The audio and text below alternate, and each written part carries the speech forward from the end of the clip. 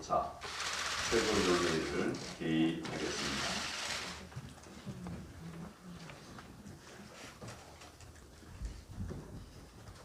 대한민국은 온 세계가 부러워하는 시적에 나갑니다. 국민의 피와 땀으로 오늘의 자유와 번영을 이루었습니다. 정상이 멀지 않은 것 같았습니다. 하지만 지금 우리 대한민국은 하염없이 추락하고 있습니다. 성장 에너지가 차갑게 식어가고 있습니다. 많은 국민들이 힘들어하고 계십니다. 청년들이 꿈을 잃고 있습니다. 젊은 꿈이 없는 나라는 미래가 없는 나라입니다. 이래서는 안 됩니다. 대한민국을 되살려내야 합니다. 저는 제1야당 대표로서 무거운 책임감을 느끼면서 국민들과 함께 우리 대한민국의 미래를 다시금 활짝 열고 싶습니다. 이제 정상으로 갑시다. 여기에 제가 국민 여러분과 나누고 싶은 꿈이 담겨 있습니다. 이제 정말 정상으로 갑시다. 첫째는 국정을 정상화해야 합니다. 국정 전 분야에서 대한민국의 근간이 무너지고 있습니다. 문재인 정권의 소득주도 성장이 경제와 민생을 철저히 파괴하고 있습니다. 반시장, 반기업 정책으로 주요 기업들의 실적은 마이너스대로 떨어졌습니다. 수출은 가로막히고 민생은 도탄에 빠지고 있습니다. 좋은 일자리가 사라지고 있습니다. 청년들이 일할 곳이 없습니다. 자영업자들은 사지로 내몰리고 있습니다. 탄력적이지도 못하고 획일적인 주 52시간 근로제와 선진국보다 더 높은 최저임금은 국민의 삶을 오히려 더 피폐하게 만들었습니다. 그 결과 국민은 통장을 깨고 국가는 70년 쌓은 국부를 깨고 있습니다. 안보는 무장해제, 외교는 고립입니다.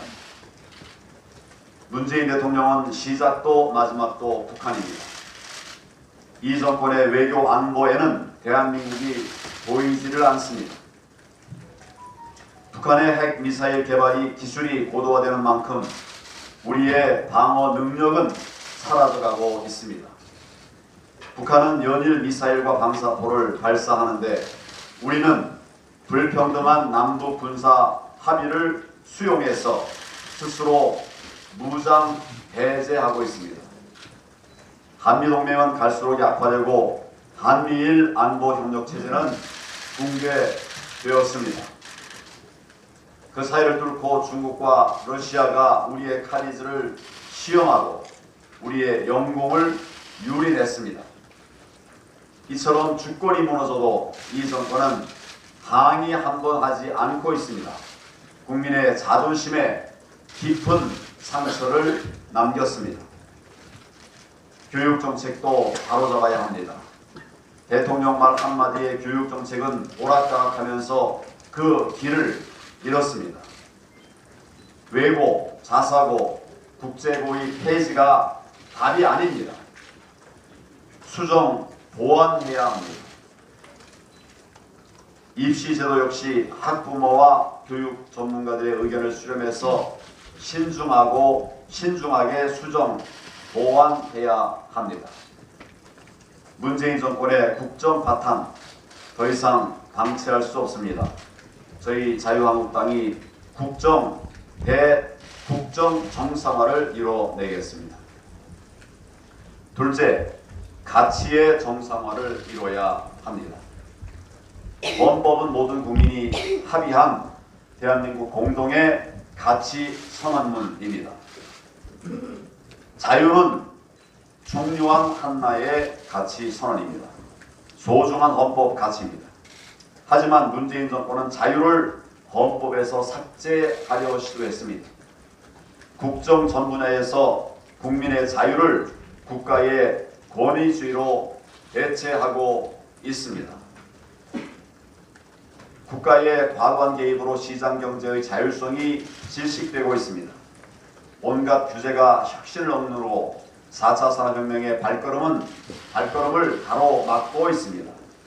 문재인 정권은 공정, 정의, 평등의 가치를 무너뜨리고 있습니다. 조국 사태로 이 정권의 위선의 민낯이 그대로 드러났습니다. 입으로는 공정, 정의, 평등을 소리 높여 외쳤던 문재인 정권이 실제로는 누구보다도 불공정하고 불의하고 불평등했습니다. 앞에서는 홀로 고상한 척하면서 뒤로는 검은 특혜와 특권을 독점한 것입니다. 이제 대한민국의 소중한 헌법 가치를 되찾아야 합니다.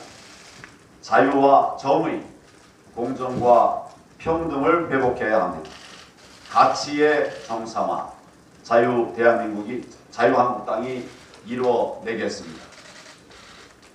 셋째는 세계 정상국가로 올라서야 합니다. 국정을 정상화하고 가치를 바로 세워서 이제는 미래로 나아가야 합니다. 그래서 세계가 부러워하는 세계 정상국가로 우뚝 서야 합니다.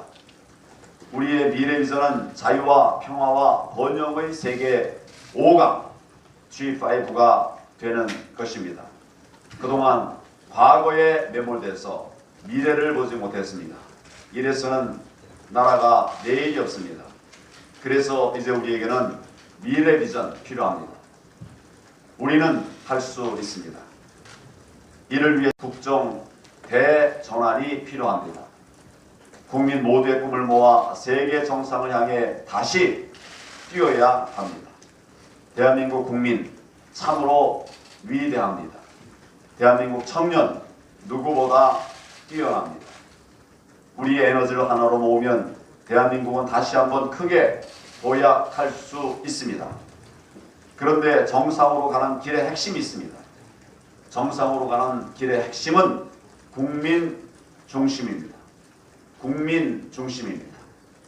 국가 주도가 아니라 국민 중심이어야 합니다. 국민 중심은 첫째, 국민 눈높이입니다. 둘째, 국민 상식입니다.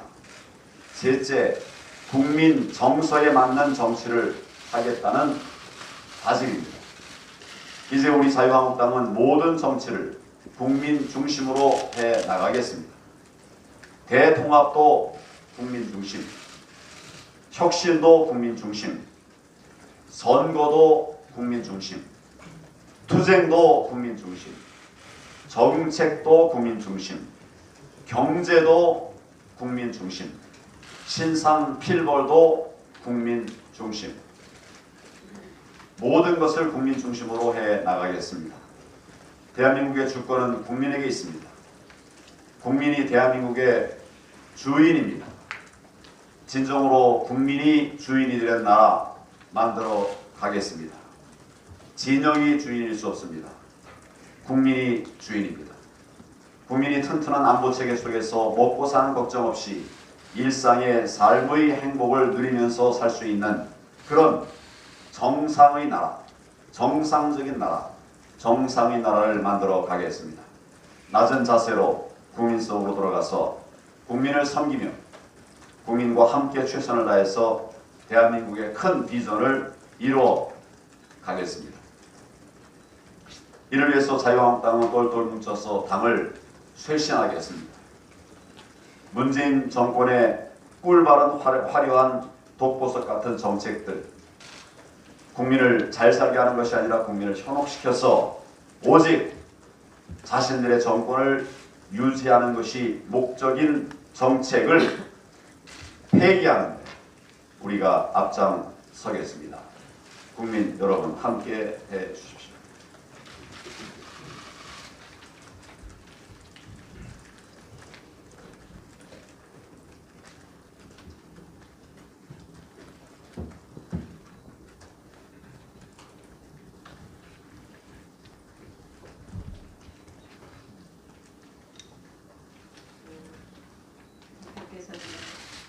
우리 다시 정상으로 가기 위한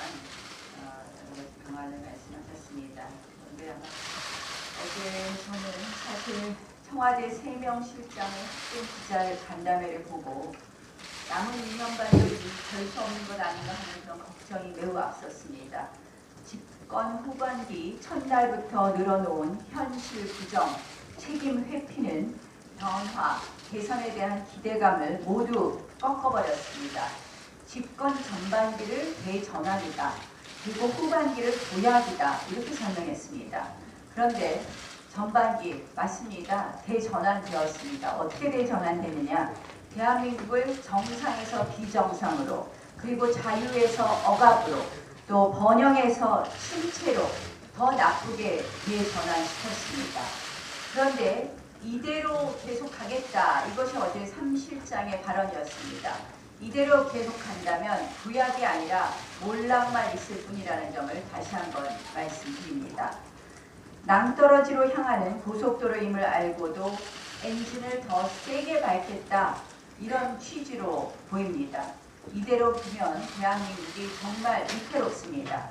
저는 이 실패의 폭주를 막기 위한 집권 후반기의 첫 번째 과제, 바로 예산심의라고 봅니다. 인사와 예산, 이 두 가지가 국정 운영의 축입니다. 그중 하나인 예산의 국비를 확 조이는 것부터 대한민국 정상화를 위해서 다시 시작해 나가야 할 것입니다. 어제 말씀드렸습니다만 514조 이 슈퍼 예산, 지금 우리 경제에 너무나 큰 짐이 될 것입니다. 국민과 기업이 어려워 죽겠다는데 그 와중에 정부는 몸집만 더 키우겠다. 한마디로 대한민국을 과분수로 만들겠다는 것입니다. 이는 비단 우리 자유한국당만의 의견이 아닙니다. 국회 예결위 그리고 예산정책처 모두 국가 채무 증가와 재정 건정성 붕괴를 우려하고 있습니다. 반드시 필요한 민생, 안전, 경제 예산은 살리고 더 키우되 묻지마 과소비 예산은 반드시 삭감하겠습니다. 국민 분열 예산, 대북 굴욕 예산, 그리고 총선 매표용 현금 살포 예산은 허락할 수 없습니다. 오늘부터 예산 소위 등이 본격적으로 가동됩니다. 국민의 지갑을 지키고 대한민국 경제를 지킨다는 사명감으로 임하겠습니다. 어제 청와대 회동에서 이 선거법 관련해서 다른 야당 대표의 발언을 들으면서 참으로 답답했습니다. 한마디로 협상과 협박을 구분하지 못하는 분께서 정당의 대표까지 맡고 있는 우리 정치인들이 참으로 안타깝습니다. 선거법 개정안 협상, 자유한국당은 단 한 번도 피하거나 게을리한 적이 없습니다. 독자적인 의견과 안을 내고 이 모든 것을 포함해 논의하자며 협상다운 협상을 하자고 제안한 쪽은 오히려 자유한국당입니다. 연동형 비례제 생떼를 안 받아주면 안 된다며 협상판을 걷어찬 것, 그 걷어찬 쪽이 바로 야합 세력입니다. 상식적으로 협상이 뭡니까? 양쪽의 안을 두고 합의점을 찾아가는 것 아닙니까? 그런데 우리 당 법안에 대해선 그것도 법이냐고 이야기했습니다. 그것도 법이라고 폄훼한 우리 당 법안, 지금 모 방송사 여론조사에 따르면 국민의 지지를 가장 많이 받고 있습니다. 기억해 보십시오. 한참 협의 중인데 불법 사보임까지 해서 패스트트랙 태운 쪽이 누구입니까? 그리고 정개특위 다시 연장해서 논의하고자 하는데 긴급 안건조정위원회 제도를 한마디로 제도를 무너뜨리면서 날치기 처리 통과한 쪽은 누구입니까? 협상이라는 말 자체를 운운할 자격이 없는 야합 세력들입니다. 민심은 분명합니다. 아까 말씀드린 것처럼 한 여론조사에서 선거법 처리 방식을 묻자 여야가 합의 처리해야 한다는 의견이 1.5배 높습니다. 또 다른 여론조사에서는 아까 말씀드린 대로 연동형 비례하는 여론이 찬성하는 여론을 압도했습니다. 의원수 330석 확대는 반대가 72.9%로 압도적입니다. 이 의원수 확대를 마음속으로 꿍꿍이로 생각하는 정당은 갑자기 요새 의원 세비 감축하자고 합니다. 다 속이 보이는 그러한 모습입니다. 이런데도 연동형 비례대표제, 의원수 확대 미련을 못 버리는 여야 사당, 결국 민심은 나몰라라 하고 자기들 각부를 늘리겠다는 것입니다. 이 한심한 현실의 궁극의 책임 누굽니까? 바로 여당입니다. 공수처와 연동형 비례대표제 바꿔먹게 하려고 일부 야당과 야합을 벌이는 여당의 탐욕 정치가 그 근본적 원인입니다. 이 야합의 정치, 밀실 거래의 정치 그만두십시오. 마지막으로 북선언 추방 문제에 대해서 한 말씀 드리겠습니다. 정부가 북한 주민 2명을 강제 추방하면서 함께 북한으로 예인한 문제의 그 오징어잡이 선박 사진 모든 국민이 보았습니다. 저는 이 사진을 보고서는 의혹만 자꾸 더 커지고 있습니다. 이 작은 배에서 3명이 무려 16명을 하룻밤 사이에 살해했다는 것, 이 상식적으로 참 믿겨지기 어려운 부분이 있지 않나 이렇게 생각합니다. 모두 상식이 있는 분이라면 이 이상하다는 물음표가 붙게 되는 부분이 있습니다. 오늘 아침 보도를 보면 국정원과 통일부는 북한 주민 추방 결정을 머뭇거렸고 그리고 국가안보실이 직권으로 결정했다고 전해집니다. 왜 관할 기관이 선뜻 북송을 하지 못했을까? 저는 이 문제를 그냥 넘어가야 될 것은 아니라고 봅니다. 여러 가지가 굉장히 석연치 않습니다. 그래서 지난번 삼척 목선 사건에서도 이 정부가 매우 투명하지 않았다는 것은 국민들께서 기억하고 있습니다.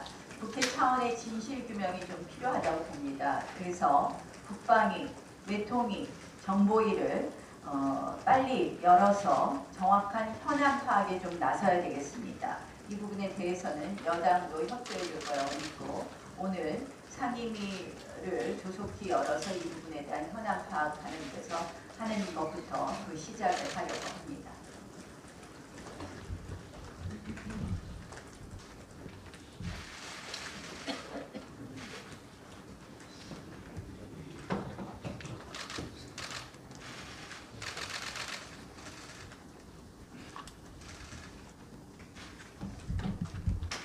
네, 국민 여러분 안녕하십니까? 조금 전에 나경원 원내대표께서 말씀하신 문제의 목선이 바로 앞에 있는 이 배입니다.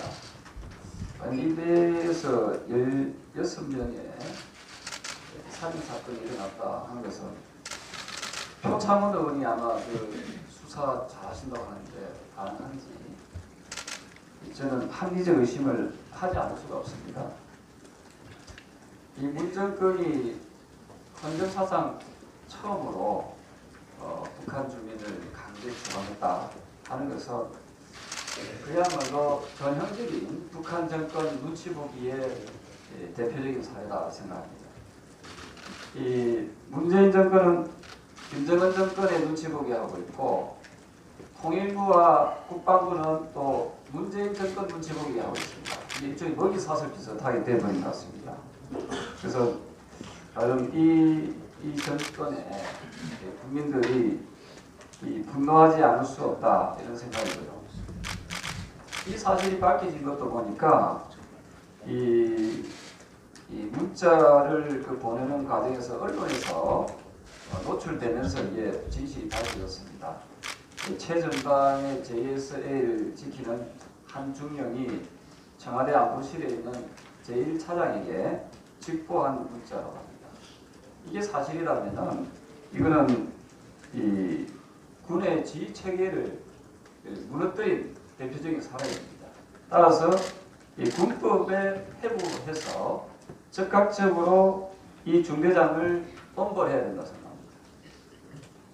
문재인 대통령 입만 열면은 이순신 장군을 예를 드셨습니다.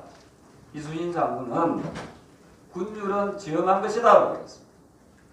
따라서 군율을 어긴 이 중령을 저는 엄벌해서 우리나라의 안보를 튼튼하게 지켜나가는데 우리 국회가 특히 자유한국당이 앞장서 나가겠다 하는 말씀을 드리겠습니다. 또한 문 대통령이 이 거짓말한 게 또 드러났습니다. 97년도에 11명의 선원을 살해했던 조선족 사건의 변호를 맡으면서 그게 바로 국민 여러분께서 잘 아시는 페스카마호에 대한 이야기입니다. 뭐라고 표현했는가 하면은 가해자도 동포로서 따뜻하게 품어줘야 한다고 했습니다. 그러면 이때 변호사 시절 때의 이 표현과 대한민국을 지켜야 될 국군 통수권자 또 대통령으로서의 입장이 달라진 겁니까? 이것은 대통령이 직접 해명해야 됩니다. 지금 아마도 북으로 가게 되면은 총살 당할 것이 뻔한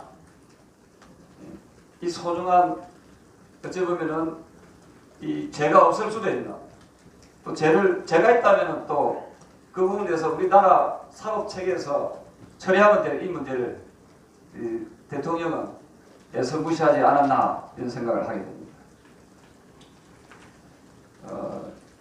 또 하나 있습니다. 이 김정은이가 금강산 관광 한국 시설을 우리나라 시설을 너절한 시설이라면서 철거를 지시했습니다. 그런데 정호영 대한민국 국가안보실장이 지난 10일 시설이 낙후되었기 때문에 관광 재개를 위해서는 어차피 재개발이 필요하다 하면서 김정은이 편들기에 나섰습니다. 저는 이 기사를 보고 깜짝 놀랐습니다. 이분이 우리나라 국가안보실장이 맞는지 아니면 조선인민공화국의 국가안보실장인지 제 눈을 의심하지 않을 수가 없었습니다. 도대체 이런 자가 국가안보실장으로 있으니까 지금 나라가 엉망이지 않습니까? 어떻게 고양이한테 생선을 맡길 수 있겠습니까? 만약에 정의용 국가안보실장이 이 말을 한 게 사실이라면은 이 자는 국가안보실장으로서의 자격이 없습니다. 따라서 대통령은 국가안보실장을 적극적으로 경질하고 우리 국민들이 걱정하고 우려하는 이 안보에 대해서 국방에 대해서 보다 더 많은 신경을 쓰기를 진심으로 촉구합니다. 이상입니다.